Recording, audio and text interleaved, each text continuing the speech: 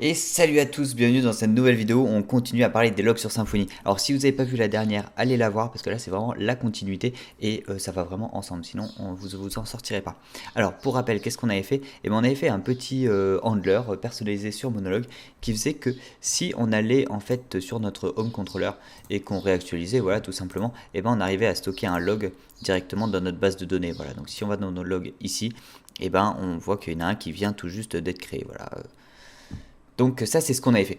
Et maintenant on s'était dit, ok, on avait créé dans notre entité log, surtout dans notre entité, on avait un extra ici là qui est en fait un tableau pour qu'on puisse stocker des données supplémentaires. Donc on avait parlé notamment éventuellement de l'IP, peut-être de l'utilisateur, voilà, on ne sait pas encore exactement ce qu'on va stocker, mais on va voir. Et on va voir comment on va faire ça. Et en fait on va utiliser les processeurs qui sont intégrés donc à Monolog. On voit ça de suite.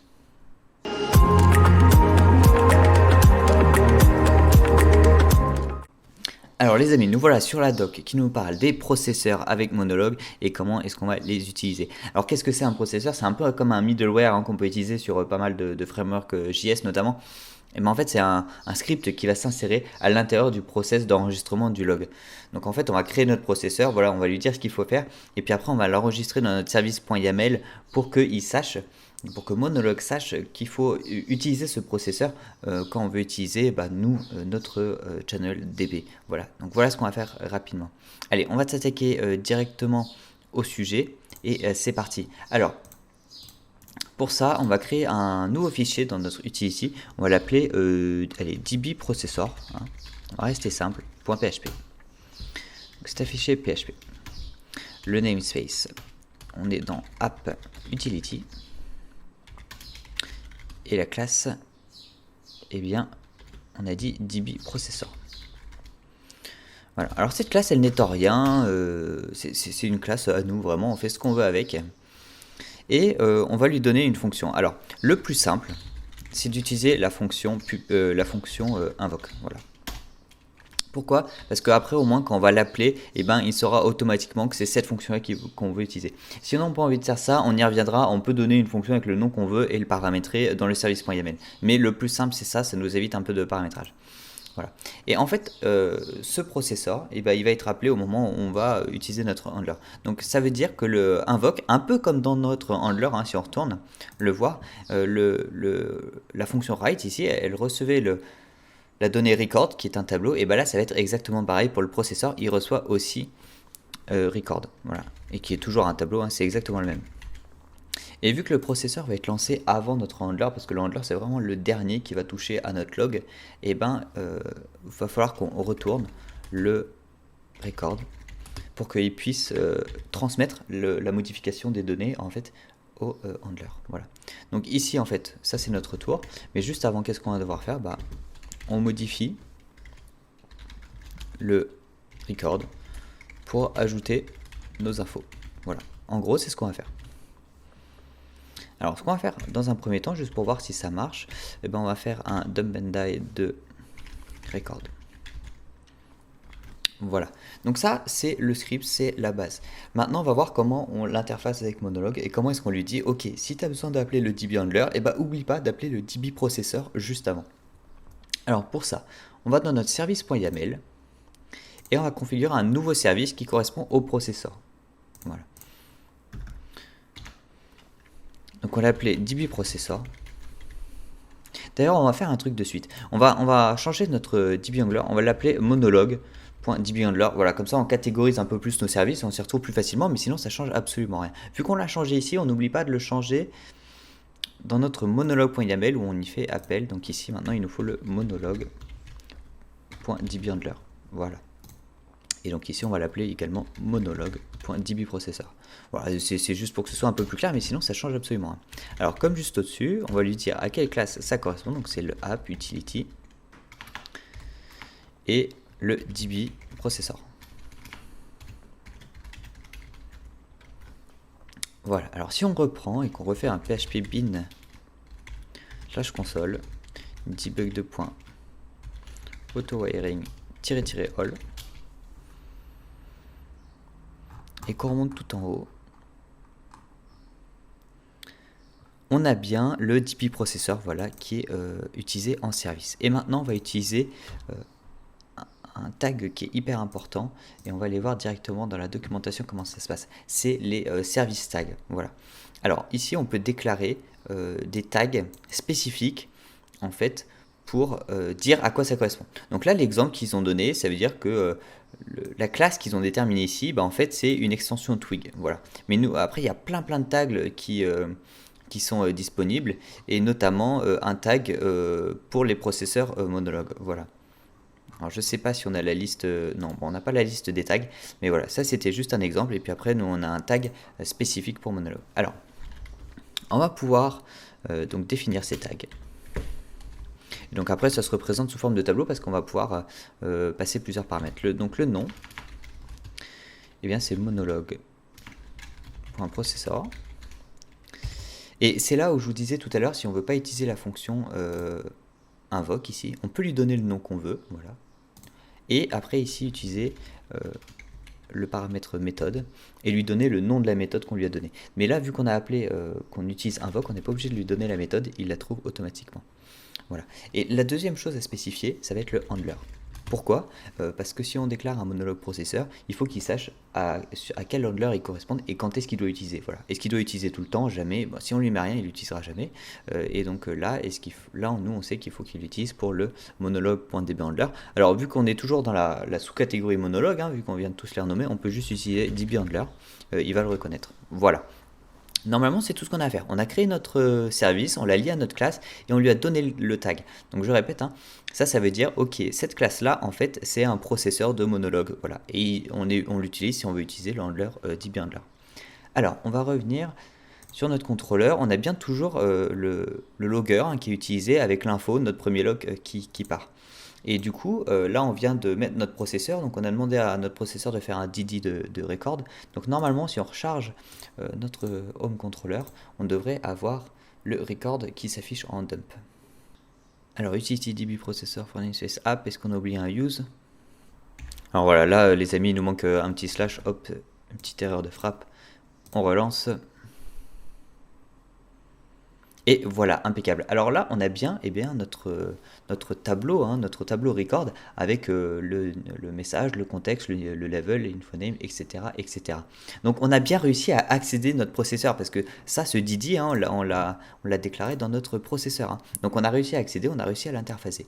Voilà. Et bien maintenant, on va pouvoir remplacer cette partie du code par ce qu'on veut. Alors ce que nous on va vouloir faire maintenant, ça va être donc de renseigner des informations supplémentaires sur notre record. Alors on va garder ça juste pour voir un peu comment ça se passe, mais on va du coup modifier notre record.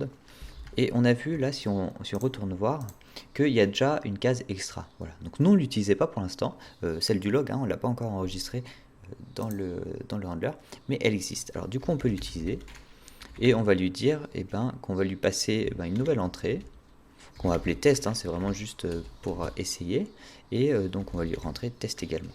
Voilà. Normalement ça va là, donc bien la rentrer dans le record, et puis après si on le dump juste après, ça le met à jour. Voilà, on a bien notre tableau avec test. Alors ce que ça veut dire, c'est qu'en fait on peut mettre un peu ce qu'on veut.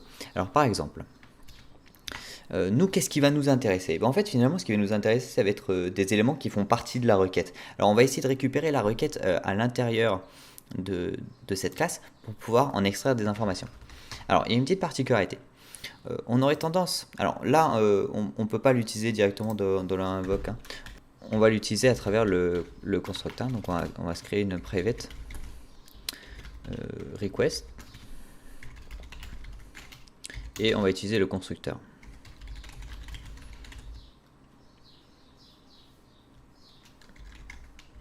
Voilà. Et on va lui passer le request stack. Alors qu'est-ce que c'est le request stack et pourquoi est-ce qu'on n'utilise pas la requête normale comme on pourrait utiliser par exemple quand on traite nos formulaires dans les contrôleurs? Alors là, le request stack, ça va nous donner l'ensemble des requêtes qui ont été émises. Ça inclut notamment les sous-requêtes. Voilà. Parce que si on prend juste la requête, on ne sait pas exactement laquelle il va nous donner, surtout quand il y a plusieurs requêtes et sous-requêtes qui ont été envoyées. Donc là, au moins, on est sûr qu'il nous donne toutes les requêtes. Et après, on va voir ce qu'on en fait. Alors, on va pouvoir l'importer. Request stack, voilà, donc ça vient du composant HTTP Foundation request stack de Symfony, impeccable. Et donc, on va pouvoir request égale Donc le request qui nous passe du request stack. Et là-dessus, on peut aller chercher la current request. Comme ça, on est sûr que c'est celle qui a appelé le processeur qui nous est envoyée. Voilà, comme ça, on n'a pas de problème de est-ce que c'est la sous-requête, la requête principale. C'est pas notre problème. Le request stack, il nous donne automatiquement la bonne. Voilà. Et maintenant, on peut aller voir dans this request. Et ben on va avoir accès à pas mal de choses. Alors là il y a toutes les sets, mais si on va chercher un get, voilà, on va avoir get base URL, get client IP, get content, voilà, on a plein d'informations qui nous sont données de cette requête. Alors on va pouvoir en profiter. Donc là dans notre extra, du coup on va pouvoir aller chercher, on va commencer par le client IP. Client IP. Et donc là on va pouvoir bénéficier de notre requête, donc this request, et on a dit get client IP. Voilà. On va pouvoir faire ça avec plusieurs choses, il n'y a pas de souci. Et on peut aller chercher par exemple URL. Donc on avait get base URL. Voilà, on va dire ça pour l'instant, mais après on peut vraiment, en fonction de ce qu'on veut faire, aller chercher des éléments différents dans la requête. On va enlever le DD, on n'en a plus besoin, on a compris comment ça marchait, et maintenant il nous retourne le record. Voilà, on a modifié nos informations avec les informations de la requête. Allez, on fait un dernier refresh ici sur le contrôleur. Donc impeccable, on a enlevé le DD, il nous affiche la page correctement, donc déjà on sait qu'il n'y a pas eu de problème, et on peut aller voir dans notre base de données, là où il enregistre nos logs, voilà. Donc on a un log qui a été enregistré, alors là on voit qu'il n'y a rien, et bien pourquoi? Et bien parce qu'en fait dans notre handler, on n'avait pas travaillé sur la partie extra, mais on sait que maintenant il y a un record, et il y a le extra qui est passé. Alors du coup on peut lui passer, au lieu de passer, on va pas passer 7 messages une deuxième fois, on va passer 7 extra, et le record extra. Voilà, comme ça on sait qu'il va passer cette partie-là. Allez, on réessaye avec notre contrôleur, on réactualise, et on va réactualiser nos logs. Et là, voilà, vous voyez qu'on a des informations qui sont sorties. Donc on a notamment le client IP, on sait que c'était 127.0.0.1, bah c'est normal, on est en localhost, etc. Mais après on peut aller chercher plein d'autres paramètres dans la requête. Alors, un truc qu'on pourrait avoir besoin régulièrement, ça serait de savoir si l'utilisateur il est connecté et que c'est lui qui a instancié par exemple la demande, et quel utilisateur c'était. Donc pour ça, en fait, bon, là j'ai modifié légèrement le projet pour qu'on ait la partie sécurité qui soit mise en place. Donc là je suis connecté, voilà, avec l'utilisateur Greg. Et on va aller récupérer ces informations dans le processeur pour les stocker après en base de données. Alors pour faire ça, on va modifier un petit peu notre log. On va faire php bin/console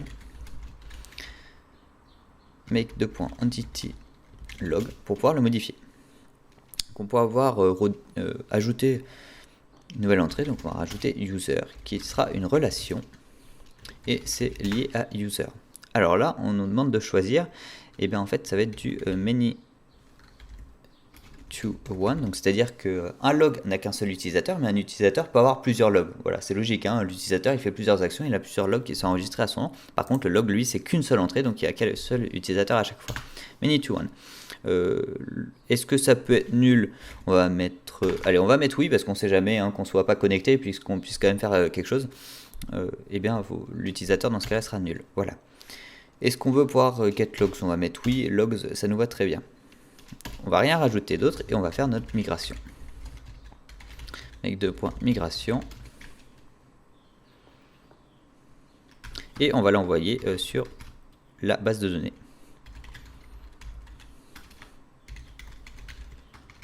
Database, migrations, migrate. Et oui, on est sûr. Voilà, ça c'est bon, ça c'est fait. Alors du coup, qu'est-ce que ça fait? Ça fait que dans notre handler, on va pouvoir mettre un log set user. Et là, il va falloir savoir qu'est-ce qu'on lui met. Alors là, il faut qu'on lui mette un objet de type user. Voilà. Donc on va faire passer ça par le processeur et puis donc ça sera, on va le faire passer à record extra et on va lui donner une entrée user. Voilà. Donc on sait qu'on va créer une entrée user dans notre tableau record extra où il y aura l'utilisateur pour qu'on puisse après le définir dans le handler. Voilà. Alors retour dans notre processeur. Et donc maintenant, il va falloir qu'on fasse extra user. Et là, il faut que ce soit égal à notre user. Voilà, tout simplement. Alors, comment est-ce qu'on va faire ça? Parce que là, dans un service, on n'a pas directement accès au user. Hein. On ne peut pas faire this get user, quoi. Hein. Ça marche pas. On n'a pas. Alors, ce qu'on peut faire, par contre, on peut aller chercher dans la doc de Symfony. Dans la partie sécurité, il nous explique comment faire pour aller chercher un utilisateur depuis un service. Alors on peut utiliser le composant sécurité, la sécurité. Alors on va faire ça, on va l'instancier. Private security. Et ici on va mettre security, qui vient de Symfony et sécurité. Voilà, et puis on va mettre this security égale sécurité. Voilà. Donc là, on a accès au composant de sécurité. Et après, qu'est-ce qu'ils nous disent de faire? Et bien en fait, depuis le composant sécurité, là, on peut aller chercher le user. Impeccable. Donc qu'est-ce qu'on a à faire maintenant? On a juste à faire user, qu'on veut après mettre dans notre tableau, égale this security get user. Voilà, ça le met dans notre tableau. Notre tableau, il est renvoyé à notre handler. Et là, on va mettre notre user en prenant le paramètre qui est donné dans notre tableau. On persiste tout ça. Et normalement, ça nous le met dans la base de données. On n'a plus qu'à essayer. Donc là, on est connecté avec l'utilisateur Greg. Hein. C'est parti. Voilà. Déjà, on n'a pas d'erreur. C'est déjà une bonne nouvelle. Et si on va sur nos logs, alors user ID, on voit que c'est 1. Voilà. Pour le coup, il était lié. Tous les autres, ils sont nuls, normal. Hein. On n'avait pas encore créé d'utilisateur. Et on voit bien que c'est lié à Greg. Hein. Si on va chercher sur le user 1, et ben le ID 1, ça correspond à Greg. Et voilà. Donc là, avec le composant sécurité de Symfony, dans le processeur, ça nous permet de récupérer le user, de le passer dans les extras. Et après, alors on peut le stocker dans le tableau extra. On n'est pas obligé de créer un nouveau truc user. Mais si derrière, on veut faire des requêtes avec la base de données, ça peut être plus pratique si on utilise le user. Voilà, alors comme ça on va pouvoir faire plein de choses, mais au moins ça vous donne un petit aperçu des choses comme ça. Voilà, j'en ai fini pour cette deuxième partie où on parle de comment est-ce qu'on rajoute des informations un peu personnalisées. On peut vraiment faire ce qu'on veut avec, on met toutes les informations qu'on veut. Là on a pris la requête, mais on peut même aller chercher des informations autre part. Hein. Voilà, et la dernière vidéo qu'on va faire, là on va parler de tout ce qui est événements pour pouvoir déclencher ces logs automatiquement quand il y aura des changements dans les entités, etc. On se retrouve très vite. En attendant, abonnez-vous, mettez des commentaires, dites-moi ce que vous en pensez. N'oubliez pas le petit pouce bleu si ça vous a plu et on se retrouve bientôt.